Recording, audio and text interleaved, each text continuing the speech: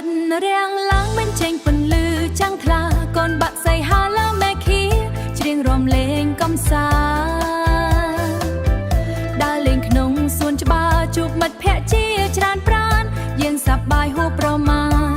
រំលេងជាមួយគ្នាឡាឡាឡាឡាឡាឡាឡាឡាឡា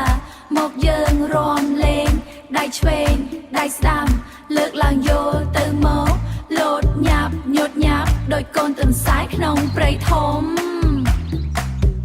យើងជាកូនមកល្អ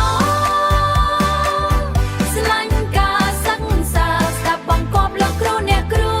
និងឪពុកម្ដាយញញឹមឲ្យបានស្រងបោះជំហានទៅមុខស្វាហាប់ជីវិតកុមារាកុមារីមានតែភាពស្រស់បំព្រ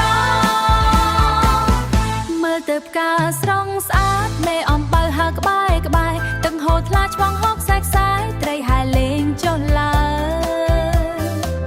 យើងត្រូវស្រឡាញ់ធម្មជាតិមិនត្រូវបំផ្លាញឡើយណាថែរក្សាព្រៃព្រឹក្សា